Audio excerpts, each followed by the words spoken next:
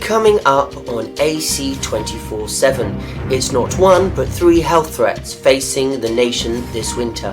Why doctors are so concerned about COVID, the flu and RSV. Plus, WNBA star Brittany Griner still locked up in a Russian prison. The latest on her denied appeal and ongoing efforts to bring her home. And Adidas cutting ties with rapper Kanye West. What this means for his fortune and his future.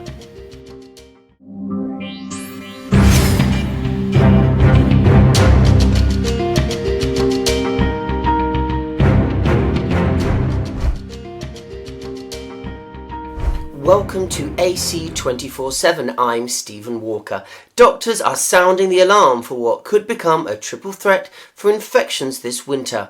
COVID, the flu and RSV are on the rise, and the White House is urging people to get their flu shot and COVID booster. The Advocate Channel's Brian Todd is following the story from Children's National Hospital in Washington, D.C. Dwindling children's hospital beds, intensive care units being pushed to capacity, overwhelmed healthcare workers, all triggered by a surge in a common respiratory virus, also known as RSV, spreading at unprecedented levels amongst children. Our beds are filled to capacity. The kids keep coming in. I have never seen this level of surge, specifically of RSV, coming into our hospital. Federal data shows pediatric hospital beds are filling up more now than they have over the past 2 years of the COVID-19 pandemic. Over the last 10 days, we've had over 100 kids that have come in with RSV into our system, which is really unprecedented. Some doctors say children being more isolated to protect them from COVID may have fueled the rise in RSV cases. I think their immune system just hasn't seen the number of viruses a typical child prior to the pandemic would have seen. Kids were socially distanced. They were wearing masks for a long time, properly so. We needed to do that to prevent COVID infections. But now these viruses are capturing a population that is completely not used to them. Despite the surge, doctors say they don't want parents to be too alarmed. RSV is not as serious as COVID was in the adult population. We can take care of these kids. We can actually provide the care. The majority of them will get better, will go home. I'm Ivan Rodriguez reporting.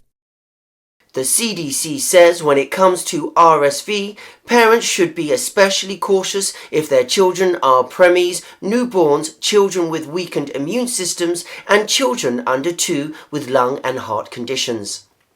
The Russian court has rejected the appeal of WNBA star Brittany Griner. Griner was convicted and sentenced to 9 years in prison for drug possession. However, this could move her one step closer to a possible prison swap for a Russian arms dealer, nicknamed the Merchant of Death, who is serving a 25-year prison sentence in the US. The State Department says the decision wasn't a surprise and that Griner's release is the top priority. The White House says it has not received a productive response from Russia, while Russian diplomats have refused to comment publicly. The Iranian government is intensifying its crackdown on protesters. The Committee to Protect Jerusalem says at least 40 people have been detained since protests began. The Advocate Channel's Nada Basher talk more on the story.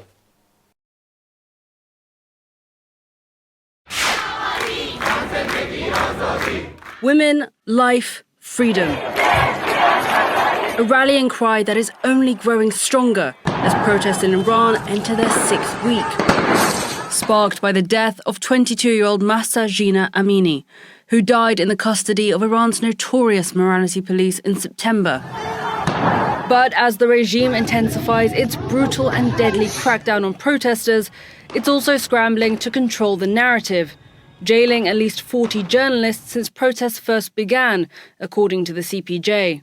These are just estimation. I'm sure the correct tally is over 400. Several of the cases of these journalists that we have covered, as soon as they reported about those news on their Twitter channels, the next day they were arrested. And just walk me through the tactics being used by the Iranian regime. How are journalists in Iran being repressed? Security forces usually raid the homes of journalists after midnight in order to create an environment of scare and fear. They usually transfer these journalists immediately to solitary confinement. In most cases, they don't let the journalists have access to lawyer. Much of Iran's media is under state control, with journalists who reject the state's narrative facing harsh penalties. Among them, Niloufar Hamidi, one of the first journalists to break the story of Amani's death in Iranian media. We know that Niloufar Hamidi has been held in solitary confinement. Here in London, journalists at the pro-reform news outlet Iran Wire, which has been working with CNN to cover the ongoing protests, are meticulously documenting the detention of journalists in Iran. One of them needs to be confirmed. It's a growing list, with a concerning lack of clarity on where many of these journalists are being held. Among them are citizen journalists, bravely documenting the regime's crackdown on their phones and on social media.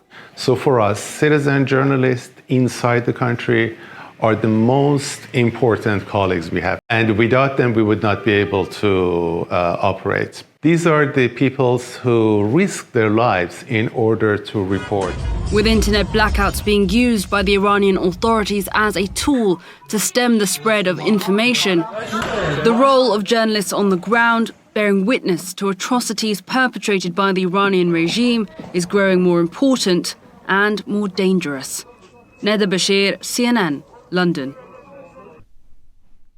Adidas has ended its long partnership with rapper Kanye West following his anti-Semitic comments. Adidas says it will immediately stop production of its line of Yeezy products and stop payments to Kanye and his company.